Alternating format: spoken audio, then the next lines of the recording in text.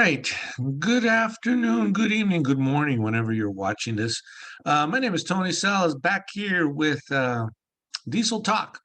Thought we'd talk about something real quick. Talk about diagnostic trouble code, diagnostic trouble codes 101. We're going to talk about DTCs. And in this case, when we talk about DTCs, it's diagnostic trouble code. Some of you might be experienced technicians. Some of you might be do-it-yourselfers, depending what background you got. I thought we'd talk about a little bit about that for the simple fact that I don't know why I'm actually part of some Facebook groups, because some of the things that guys come across, like on the 6 liter, the 6.4, and also other forums too as well for diesels. People look for an answer from diagnostic trouble codes. Often customers will come to the shop and ask, can you go ahead and hook up your diagnostic tool, your scanner, your scan tool, hook it up to my truck and see what issues it has, or tell you what's wrong. It's like, well, let me tell you something. If a computer were so smart, I wouldn't have a job. So in this case, let's talk about DTCs. Move along here. So if in case you don't know what I'm talking about, what a diagnostic trouble code is, it's that code that a vehicle will give you when it finds an error, but it's always related to the check engine light. Well, in order to understand this a little better, it all comes from OBD2. First of all, the standard came about in 1996 on gasolines and shortly after with diesels too as well. So in this case, you got to understand what the whole OBD2 thing, onboard diagnostics generation 2. There was a generation 1 prior to 1996, but in this case, everybody saw that everybody was using the same connector. So if you don't know a little bit about history, before 1996, actually 95 and a half to be exact, everybody had their own connector. Nissan had their own connector. Ford had the doghouse connector. Dodge had their own connector. GM had the 12-pin connector. I mean, everybody had their own connector. And the problem is when we bought a scan tool, you had to buy all the different adapters to work with the different manufacturers. So one of the good things that came out of OBD2 in 1996 is that everybody had to have the same connector. So therefore, it's the 16-pin connector that you have on your truck. Now, for medium duty, heavy duty, there's another connector, but we don't talk about that here. There's what we call the Deutsch connector. So therefore, there's a 9-pin, and there's another one too as well. But let's stick to what we're talking about. In this case, we're talking about what is a diagnostic trouble code. Let's get that clear. The answer that even technicians get wrong that I train is a test. That's all it is. It's a test. So in order to understand why it came about, the diagnostic trouble code was all due to emissions. So technically, when you look at that light right there on the left-hand side of your screen, you're looking at a check engine light, and the thing is the check engine light was pretty much the telltale that there was a malfunction to a lot of people, but no, it's a test.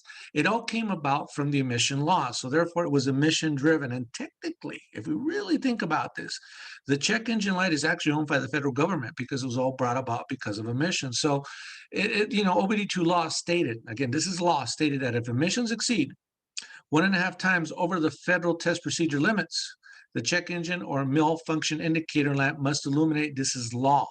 So in this case, this was all emissions. So therefore, when your check engine light comes on or illuminates in your dash, again, also known as a malfunction indicator lamp, it just simply means that there's an emission failure. Now, obviously, that onboard computer by law must be always continuously testing. So therefore, there's a portion in a computer on any vehicle that's sold in the United States that must be continuously testing. Now, the reason why you don't know about it is because most of the times the tests are passing. So therefore, when a test has failed, it's going to illuminate the check engine light. Now, there are type B, type B, type A, type B, type C, type D codes. Excuse me, A, B, C, D codes. So in this case, type A means it has to fail once, boom, lights on, it sets. Type B says it has to see 2 continuous cycles, ignition cycles, for it to fail too. So not all codes are the same.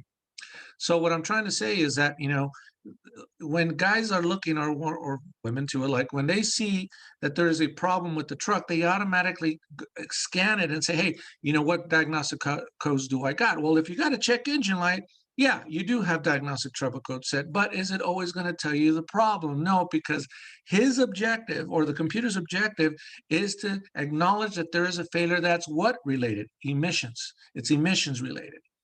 So in this case, that's why some other vehicles, other cars, will have 2 lights. One will be a check engine light, and then there'll be some other service engine soon kind of light. So therefore, those are emission related. That's why you got an ABS light, for example, or you might have a traction control light, an air, excuse me, an airbag light too. So you'll have those. So in this case, those set those individual codes, but they're not part of OBD2. So if it related to the check engine light, that's got to be emission related. That's why some of you that live in certain counties or states that require emission testing, they look for the check engine light because by law they know that if the check engine light is illuminated, there is an emission failure. So maybe later on I'll do another video on OBD2 and monitors, So those in the diesel community like California, certain counties in California are now doing monitor testing because A, they're looking to see if a check engine light is set and a diagnostic trouble code is also set. And in this case, it's also looking for those monitors. The monitors are like EGR, catalyst, and all those other emission control devices such as misfire and also misfires as well. So for the record, let's get something clear. If your truck has a drivability problem, is it always going to set a diagnostic trouble code? The answer is no, because some people often ask, why is it that the truck had this problem, but yet I didn't have a code set?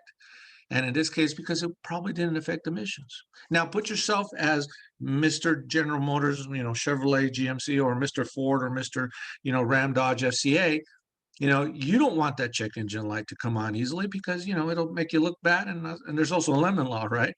So in this case, you don't want that light to turn on that easily. So therefore, are there strategies in certain PCMs on different manufacturers that try to keep the light off and will work in order to vehicle not to violate emission law? So there is what we call non-mill illuminating DTCs and mill illuminating DTCs, which means that there are diagnostic trouble codes that will eliminate the check engine light, and there are some that won't. So it isn't uncommon for us to scan a vehicle when we're doing our diagnostics in the shop, and we'll find diagnostic trouble codes, even though the check engine light may not be on. So therefore, quit looking for the answer with the diagnostic trouble code to tell you what's going on. Now, on the other hand, if you do have a diagnostic trouble code, there are code charts. So the biggest frustration that I have with people and those do-it-yourselfers, you probably have it a little harder, but there are now with the internet and with auto parts now giving you information, you got access to information. So those of you that are do-it-yourselfers or trying to fix your own vehicle, hey, I understand that. But even with technicians, we got problems with technicians because we have one big problem with technicians that I train. And in this case, it's they don't read, got to do some reading. So in this case, here I'm looking at a 2006 Chevy Silverado Duramax, 6.6 liter, right? And you can see that let's say the diagnostic trouble code is P0087. I see fuel rail pressure too low. P0088, which is fuel pressure too high. So therefore, it is monitoring. So the computer is continuously monitoring and testing these codes. So therefore, what is the test? Is the code name itself. And in this case, fuel rail pressure too low. So it's always monitoring to see if the rail pressure is too low or too high. So should it fall out of range, it's going to set these two codes. So when I scan a vehicle and I'm getting codes, I know that it's a test that has failed. So in this case, okay, I got rail pressure too low, I got rail pressure too high. Now the question is, what is it, right? So one of the things I fight with technicians is understanding what codes will do. Now, in the diagnostic trouble code chart from General Motors that we get from different vendors, in this case, ALLDATA, there's ProDemand, there's Identifix, those are service manual providers for us. Now, I can buy subscription directly from General Motors too as well. But in this case, we understand again that a diagnostic trouble code is just a test. It's testing. When it fails, it sets. Got that? Okay, now, fuel rail pressure 5-volt reference circuit, right? In this case, short to ground would be test number P0653 code.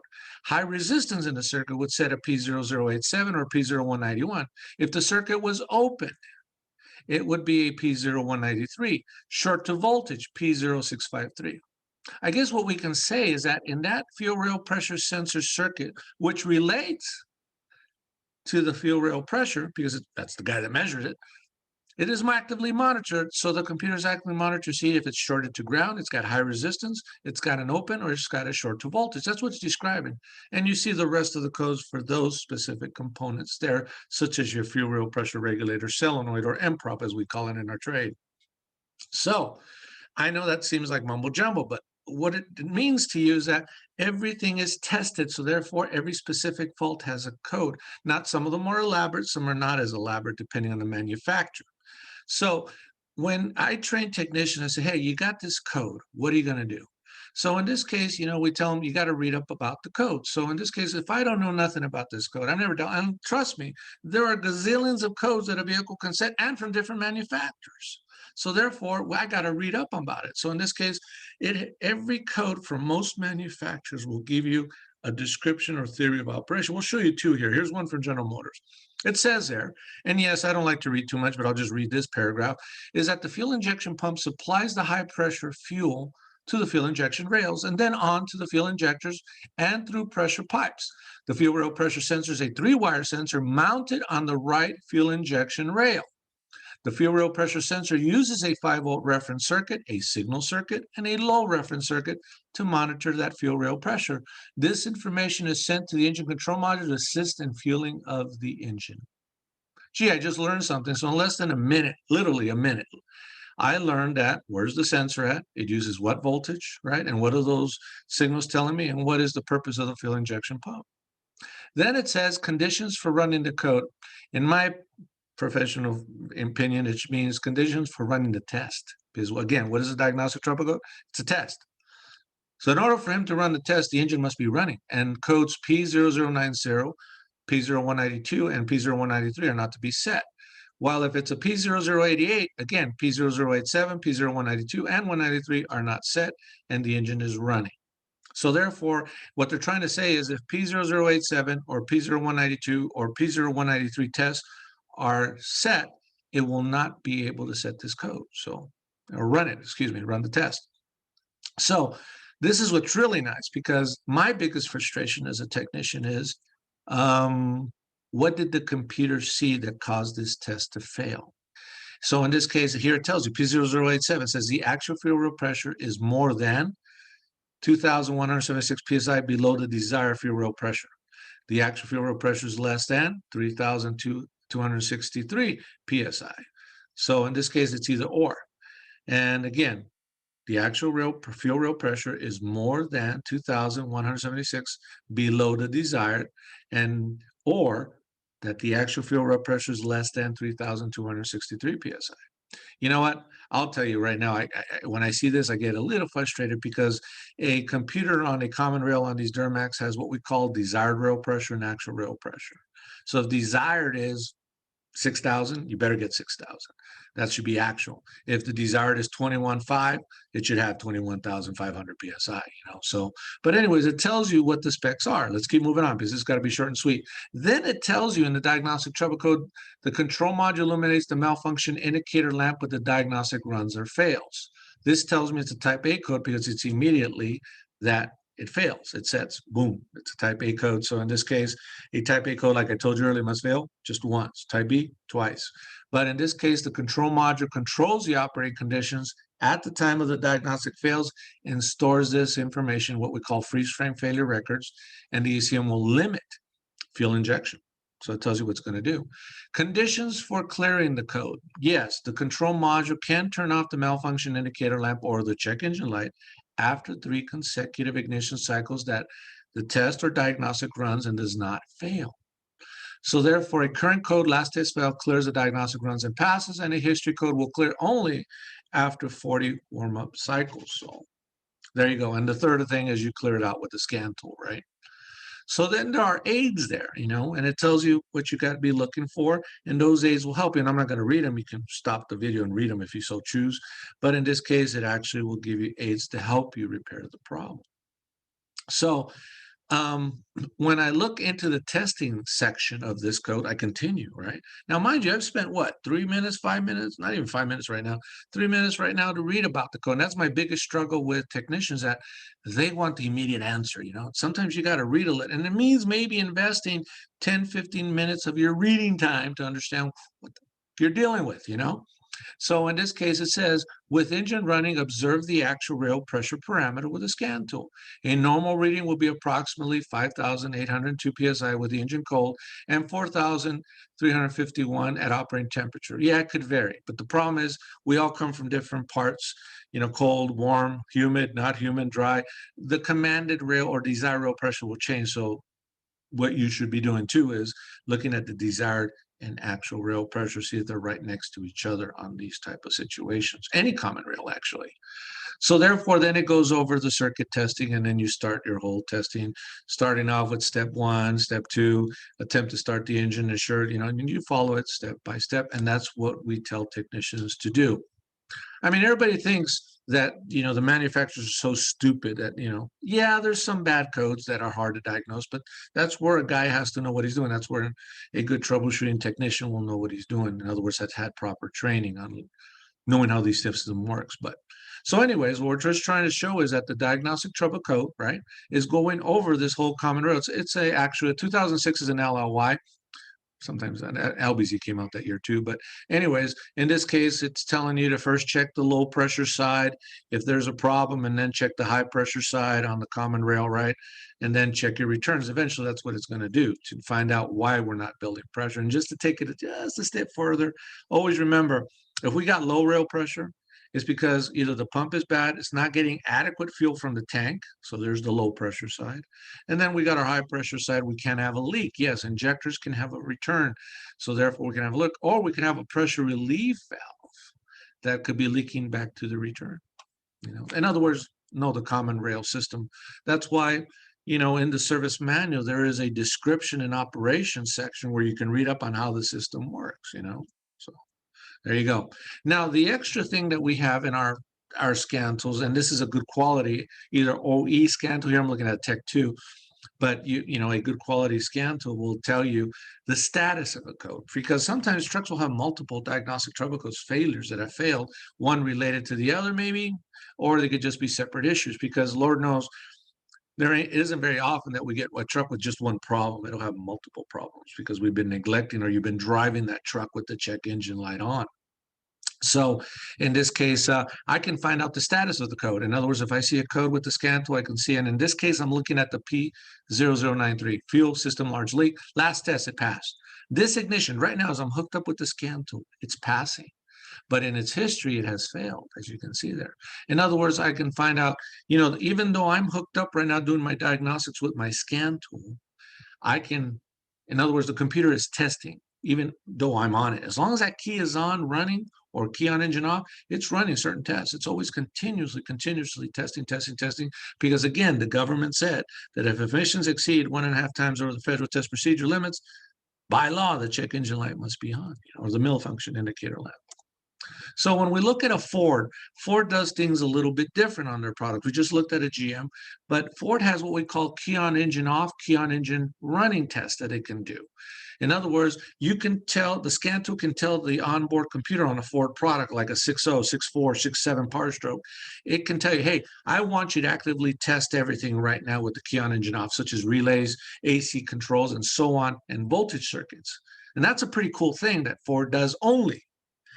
It also does a key on engine running self-test, where in some vehicles, you got to press the brake pedal, you got to press the cruise control button, the overhaul, you got to do all that because it's testing those switches too. Because let's face it, a brake pedal has a switch. Your tow haul is a switch.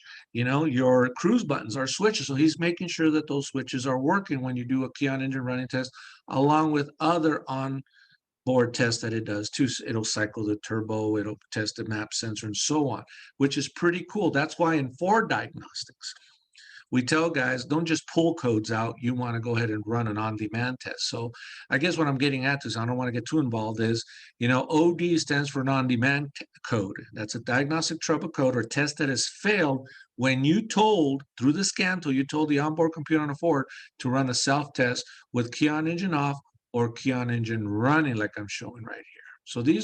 So I ran a key on engine running test, and these are the codes that I got here. So as I play this real quickly, you're going to see that there's I click on the code, and what's nice about this IDS scan tool that we use, it's telling me what it's about, EGR valve position, and it tells me causes maybe, but I still got to go to the service manual. And then I got a 1408 code, which is EGR flow self-test out of range. So therefore we see that too. So we got the P1000 code, which is emission monitors haven't passed. But in this case, what I'm just trying to show you is Ford has on-demand codes and also continuous memory codes, which we call the history codes, or the codes of failures that are occurring now. So that's what we see there.